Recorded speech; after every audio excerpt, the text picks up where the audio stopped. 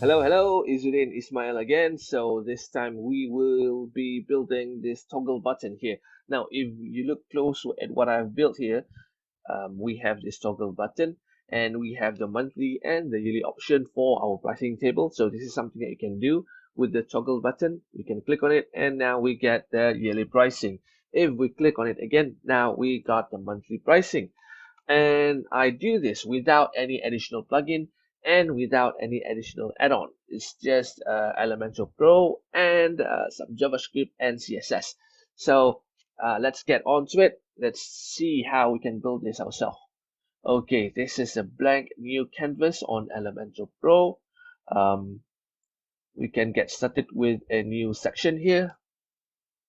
Okay, just to make it easier for us all to view, I'm going to put a bit of a margin, push it a little bit down to the center of the screen, and then we are going to use an intersection. Now this is going to be our main section area for the toggle button. We're just going to need one column for this, and just so that we kind of like squeeze it to the middle, we don't need a really wide toggle button. We can set the width here. You see we have the content width as box, and I'm going to put 195 as the width of the toggle button. And then if we click and go back to the section, the inner section, we see we have an option of height. I'm going to put a minimum height here of let's try 50 for now. All right, and then we can style this by clicking on the column. Make sure you click on the column and not on the intersection itself. Go to style and let's apply some background color. And also maybe here at border, we can apply some border radius. Let's put in 10. And now we have kind of like the main area here, but we're not seeing anything yet. And in this column, what we have are three things. Now, this will make up your toggle button. First, we will have a button, and then we'll have a heading here. Okay, let's call this option A, and then I'm going to right click and duplicate this as, wait, hold on, there are more things to do to it. Option A, I'm going to change the HTML tag into span. It's not really a heading or anything like that. Option A, right click and duplicate that. This is option B. Now, it's going to be aligning horizontally. To do that, well, how about I explain this first to you on how it works. We are going to have the button at the back and the two options in front. Now, to do that, here's how we do it. We go back to option A and at advanced positioning. Let's put that as inline auto. All right. Now let's click on option B and do that as well. Positioning with inline auto, but it's not really putting good enough distance around itself. So we are going to click on the column, and then we'll go to the layout. And if you can see here, we have this vertical align and horizontal align. As the vertical align, we are going to choose middle here. And for the horizontal align, we are going to choose space around. Right? That looks quite alright. Maybe I want a different style for the text. So I'm going to click on option A here. We can apply some typography. Let's just use maybe Roboto, which is one of the popular Google font. Let's try a 14 size, and maybe I don't need a bold there, so that should be enough. Right click that, copy, and we can always right click on another thing and paste the style. All right, now let's do the button. Now these options are going to sit in front of the button, and it's the one that is going to be moving to the left and right to determine which one are we toggling into. So let's click on the button here. The button does not need to have any text. Let's remove that. And then let's see what else we need to do. Oh yeah, let's go to advanced positioning. We are going to change this into inline auto and also absolute. All right, something like that. Okay, the next thing that we need to do here, we can start to see that the button is in front of the text, and we don't want that. We want the text to be in front of the button. So we'll go to advanced. Let's give this a bit of a z-index. Z-index kind of like determine which element is in front of one another. So if it is bigger, it's always in front. If it is smaller, it's always at the back. So since this has a z-index of 10, I'm going to click on the text here with option A and give it a z-index of 20. All right, we're close. Now, the next thing is that we need to have this button kind of like covers the whole text. So I'm going to click on the button here. And let's see, how do we do this? Let's go to positioning. I think instead of inline auto, we are going to put custom. Let's see how it looks like with an 85 pixels width. That looks quite alright, but there's one problem. As you can see, the yellow area is not really following the whole area of the element here. So we are going to go to custom CSS. Alright, and to do custom CSS to refer to the element itself, we can always use selector. And then what we want is you see the button here in Elementor, it uses this anchor tag, which is the link. So you can use A there. And then let's see if I got this right with 100%. All right, close enough. Let's go back to the content of the button. The type is got all right. Actually, if you click on type, you can start to see that you have a few color options. All right, this comes together with Bootstrap. So info looks quite nice. And actually one more thing that I'm looking for is this size here. Let's try extra small. Not too bad. But as you can see, the spacing on top and the bottom doesn't really is not really even, right? So what I can do, I can click on the section. You know how we kind of like put a bit of a minimum height here. Let's increase that to 55. Okay, I think that looks better. And if you want, you can click on the button. And I think maybe at style, border radius here, let's try and give it a 5 border radius. Now that's look slightly better. Publish this and let's have a look. Okay, yeah, you see that it's not really following the button itself doesn't really have that same height.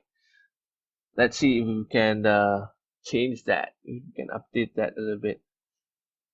Back to the button to kind of like modify the height. You can always give it a little bit of padding. I'm gonna try and give it a padding of 5.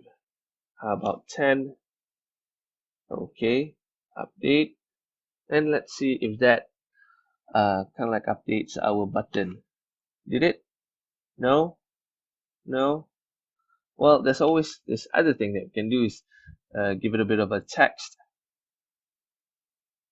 I'm gonna put in like a dash, a simple dash would do. But as you can see, the text is white in color and the background is blue. So you can see a little bit of that white there. To help you with that, you can always make the background and the color of the text to be the same. So let's go in style, typography or not here. We must cancel that. Text color, It's kind of like bluish or something like that. Okay, and I'm gonna copy that. You see this color here? Copy that, and let's apply the same to the background. All right, update, and let's see if that helps us with the height of the button. Yeah, yep. Yes, it does. I think it needs a little bit more padding on the bottom. We can just uncheck that. Give it 11 for the bottom. Wait, hold on. Not done yet. Update.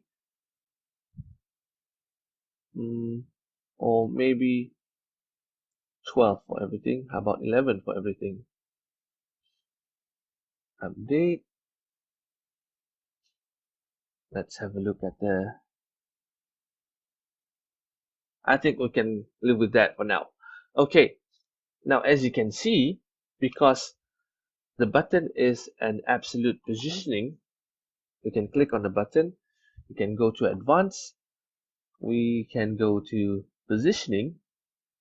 You see here we have an option of how many pixels the offset is from the left side of the column.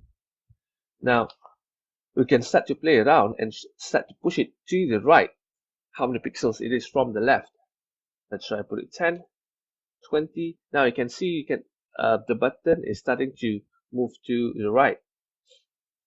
30, 40, 50. We can play around with this until we get the right number. Maybe that is right. How about 90? Okay, so I think 90 pixels is nice. So I'm gonna remember that, and let's play with that. So we got 9, and we got 0 and 90, and 0 and 90. That looks quite alright. Okay, you can see that we still have the same problem that we did, similarly to how we have that problem with the option A just now. It sits behind the button itself. So I'm going to click on option B, Advanced, Z index, give it a 20. Now let's play with the button again. Click on the button, Advanced, Positioning, and to the offset, 0, 90, 0, 90. Now that's look quite alright.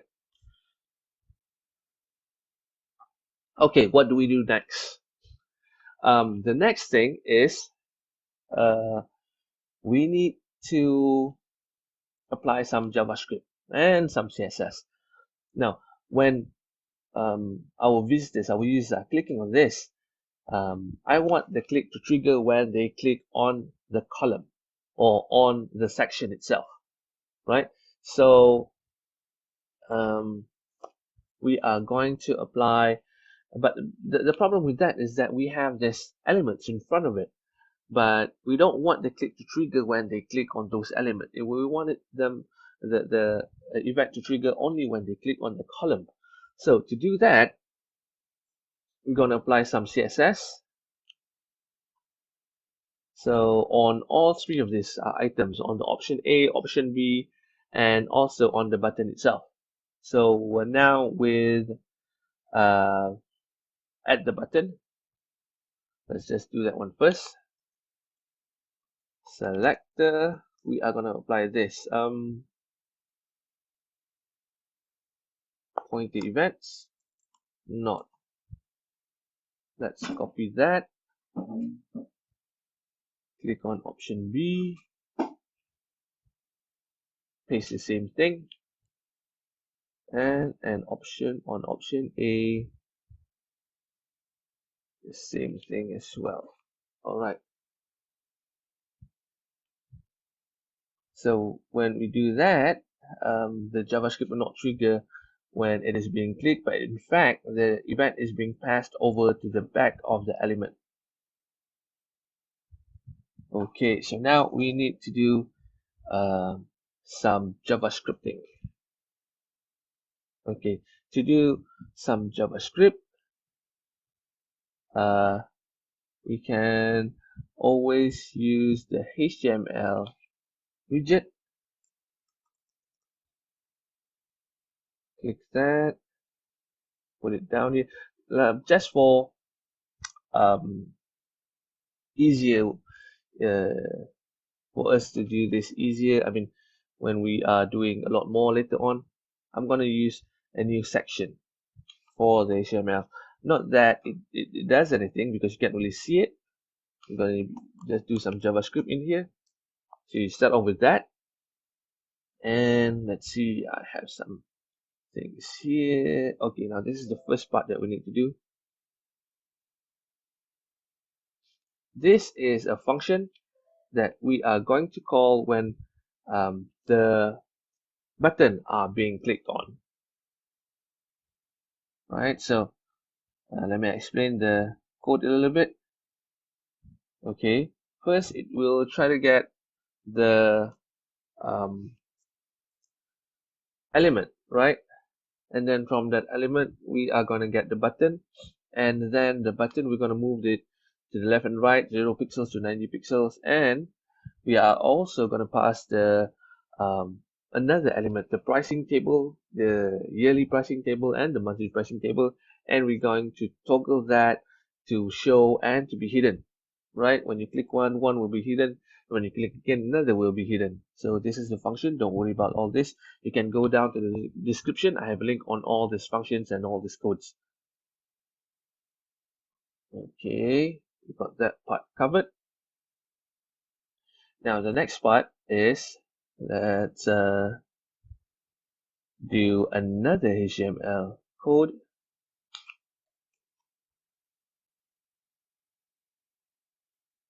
Okay, right here. And this one, we are going to listen for the click event. Right, okay, now we can do this with jQuery, but I like to do it with the raw JavaScript.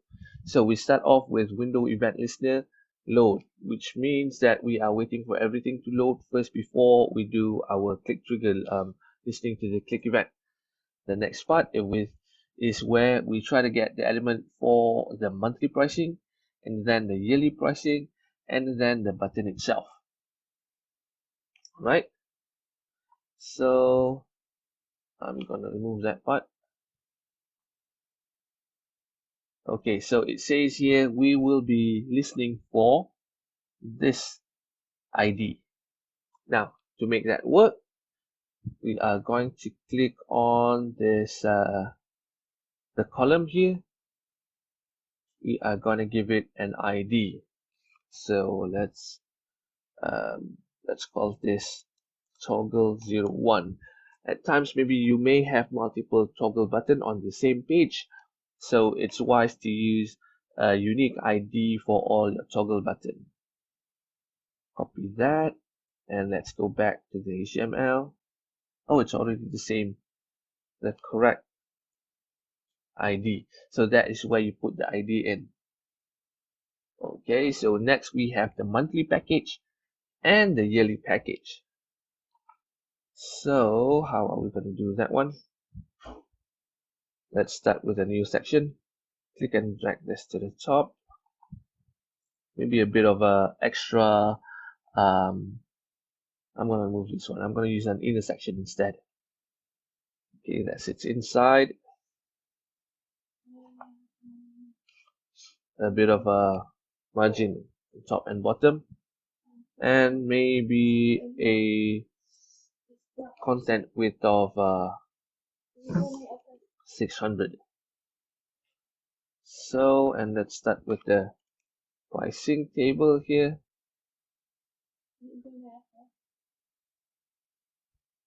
Okay, that's one pricing. We can copy this, right click and paste it into the next column. Let's give it a name. Let's start with this one. So this is your basic, something basic. And then the pricing is $3.99 monthly. That is fine. So let's do the other one. Let's remove the ribbon for this one. This is the premium. better and faster. Maybe change the background color a little bit. Okay, now we have our monthly pricing. The easier thing to do is we can just right click and duplicate this. Alright, so we have two monthly pricing, but we actually one is going to be the yearly pricing. So let's change that. Since the top and the bottom things are the same stuff, let's just use the top as the yearly. So I'm going to click on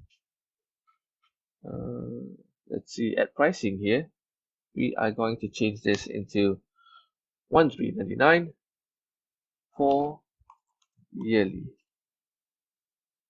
And wait, hold on, doesn't sound right. How about 3999? 399 for yearly. 399. And the next one, wait, did we change the pricing for the monthly? No, we did not. Let's just do that one first. This is gonna be 19, and the monthly for the premium is gonna be 39. And for the yearly, this is gonna be 199. And for the premium is going to be 399. All right, so 199, 399, 19, and 39. All right, and we need to have the ID for this. So let's click on the section here, Advanced ID. So this is our yearly package, and then on monthly Advanced, this is our monthly package. Now you can give this any name you want. Just make sure that on the JavaScript it is the same. So it's looking for the monthly package, it is looking for the yearly package, and yeah. So we're listening for the click, and when that click happens, we will trigger this. We will call this toggle button function, which is the other function that lives in this other HTML. Now let's just put this HTML, the one with the function, to the top, just to make sure that it loads first, and when it's calling it, it knows that it has been loaded. Let's save that, and let's see if it works. Okay, so now we are at option B. Something works, but something doesn't. I'm going to click on F12 here just to discover what we're doing wrong here. Remove that. I can go to console and see that we have a bit of an error. Don't worry about that. We can always fix that. We do see that the yearly pricing doesn't show here because it has been hidden. So we know that part works. Alright, actually we have a bit of an error, on a bug on our code, and I just figured it out what it is. So here you see that the button is when in the toggle button here, we're trying to look for this toggle switch, right, which is the class for this button at the back. Now we can either apply a class to it by, let's see, we can click on it, section, column, button, there you go. Here we can apply the same class to the button, or because we know, since we know it is an Elementor button, we can also use something like this. Hold on, let's click on the code again. We can change this class name into the one that Elementor assigns it to be, which is, if I'm not mistaken, it's Elementor. Let me see what it is. It's Elementor widget button. Okay, update.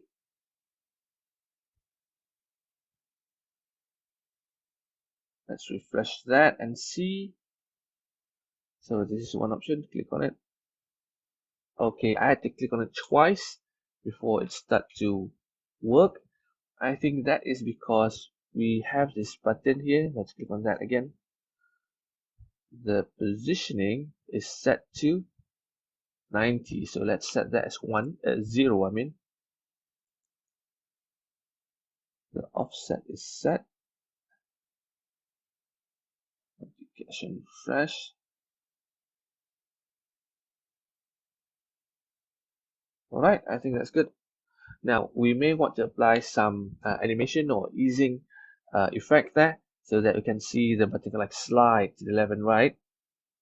Let's see what we have here. We also have this transition. Copy that, and let's go back to the button. Let's go back to the CSS. Now this A here, I think we applied with. I think we are applying that to the selector. Update. Let's have a look.